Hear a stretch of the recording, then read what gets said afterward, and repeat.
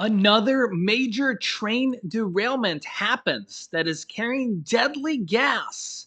And you might be thinking to yourself, why is this happening all of a sudden? Well, I'll give you the answer to that here in this video. Yeah, so let's jump right in. Thank you so much for liking these videos. It really helps out our channel. And if you're new here, make sure to subscribe down below so you don't miss out on new videos. Click the bell icon after you subscribe so you don't miss out. And let's jump right in. Okay, another major train derailment happened here, and it's happened in Florida this time. Yeah, in Manatee County, carrying propane gas, which obviously is very flammable, can literally blow up, and a mass amount of it. Now they're saying as of right now, no leaks detected yet. But when you look at these pictures of this Florida train derailment or Manatee County train derailment, these are nothing to sneeze at. I mean, this is uh, pretty pretty crazy. I mean, yeah, and I mean, the first question I actually talked with my brother and his fiance. She actually told me about this, and her first thing was, "Why is this happening all of a sudden?" And I was like, "Well, yeah. I mean, that's actually a pretty common thing that you might think." You can see the kind of some of the pictures here, and yeah, a lot of people are wondering why is this happening all of a sudden.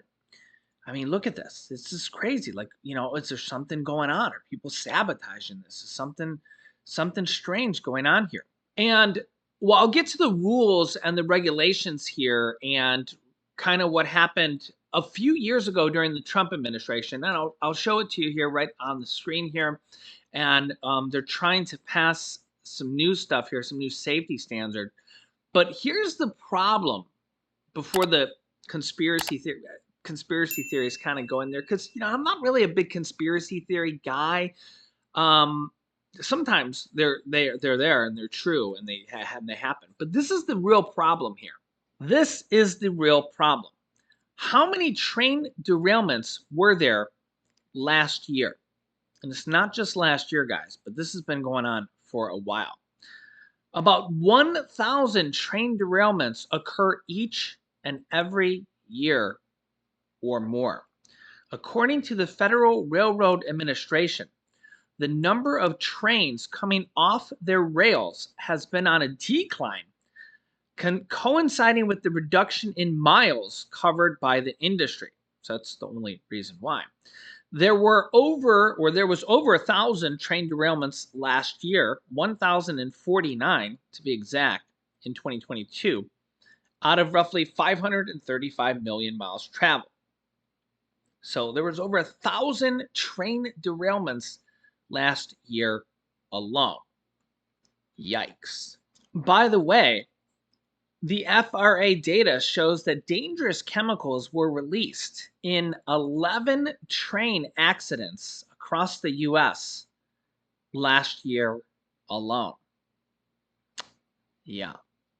And if that doesn't make you mad yet, the Bureau of Transportation Statistics records that 54,539 trains have been derailed between 1990 and 2021, an average of 1,704 per year.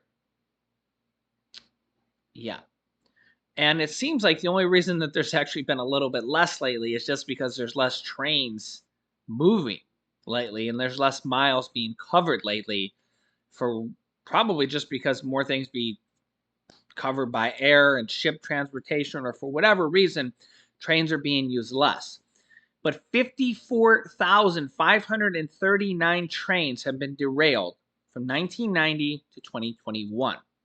And the big thing here is that we just don't hear about it. So this Ohio train derailment, the East Palestine train derailment, train crash, basically was like a bomb went off there. If you watched my previous video, we showed how it basically was a black plume that went in the air. I'll link you to that video here after this. It's basically almost like a Chernobyl style incident. And in fact, let me show you this video or this picture here. Yeah, so this is one of my Facebook friends, and her name's Abby. I didn't really want to show her full name or anything like that, but thank you to her for letting me show this picture. She's about 30 minutes away from East Palestine, and you can see her post here, this picture. She's 30 minutes away, so I don't know, think 30, 40 miles away from East Palestine. And this is what, like 2 weeks or so since the incident happened. She said, the rain is fine here in Ohio, nothing to see here. And you can see the rain, the chemical rain on her windshield here that is toxic acid rain on her windshield just of her car parked there. This is what is coming down from the rain, from the atmosphere, dozens and dozens of miles away. Think of the millions and millions of people here that are being affected from this train crash that's being covered up here. Yeah, and you can see here, East Palestine residents, and there's going to be who knows what other people in surrounding cities, report unusual symptoms after the train derailment. Okay, this actually goes all the way back from February 3rd, so we're almost a month since then, actually, at this point. And they're complaining they don't feel well. Similar symptoms, including a burning sensation when they breathe, rashes, and general weakness. Some complaining they start feeling better when they leave their home for a while, only to feel worse when they return. Workers with QuickMed Urgent Care in Columbiana, Ohio, said it could be a lot of things, but I think it's related to that stuff you're inhaling there. Quote. They said the burning sensation when breathing could be a form of chemical bronchitis. She urged anyone suffering similar symptoms to seek treatment. And remember, this is in the air.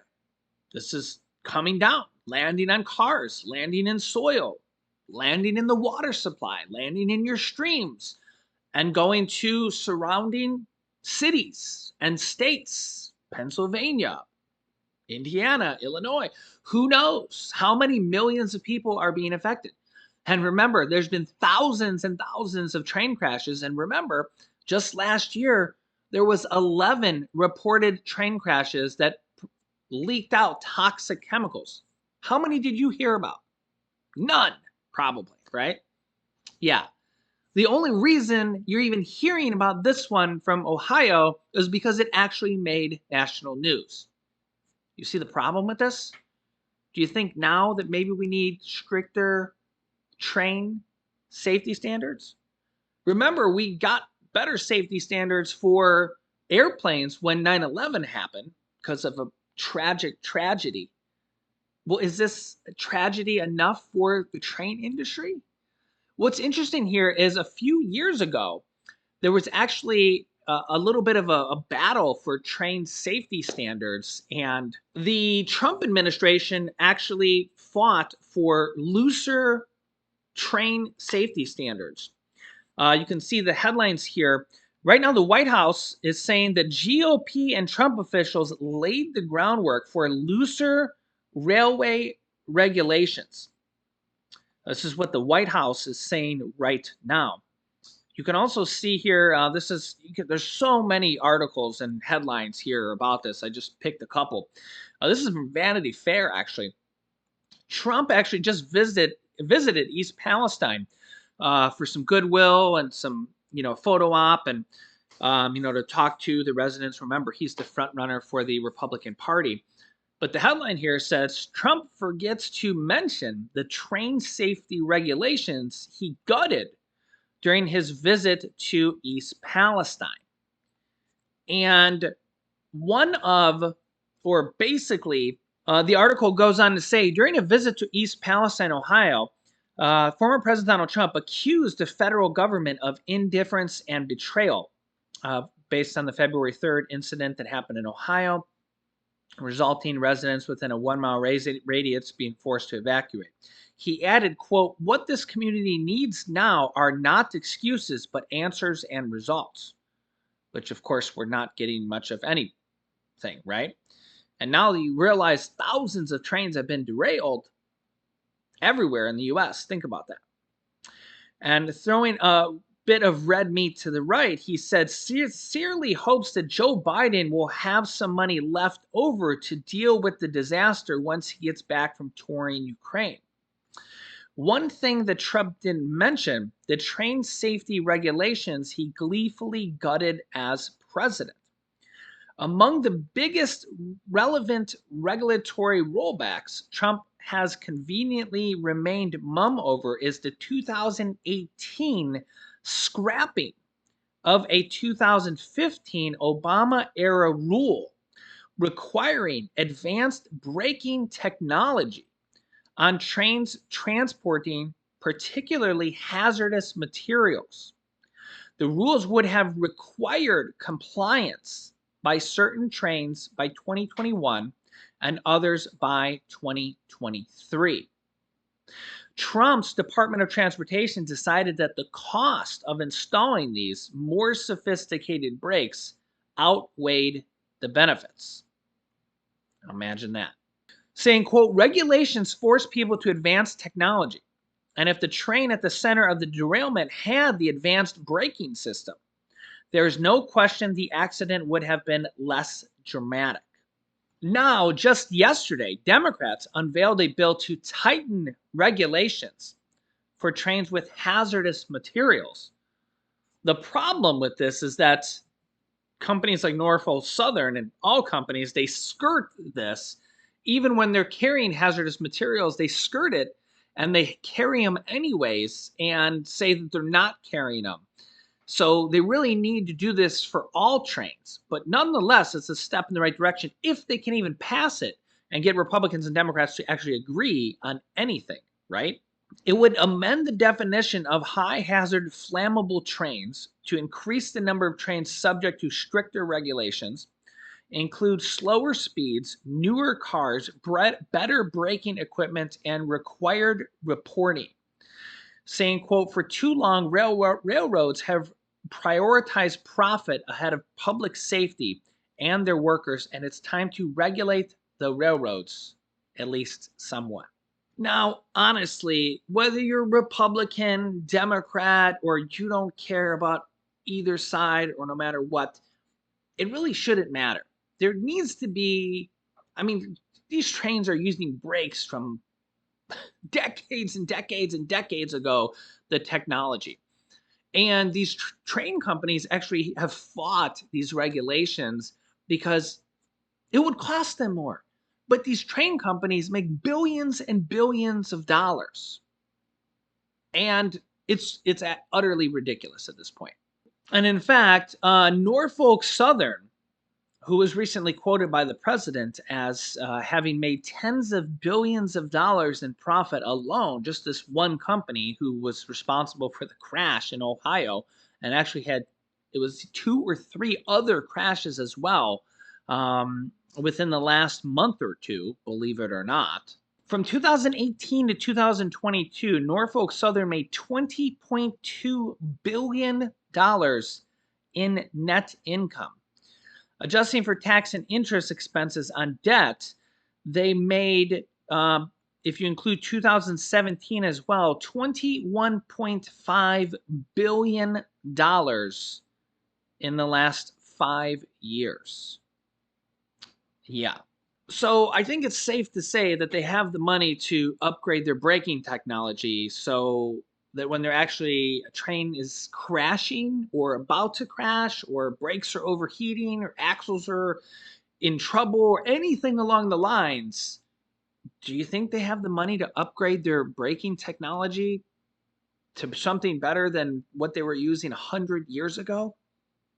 If they're making $21 billion in 5 years? I think it's safe to say so.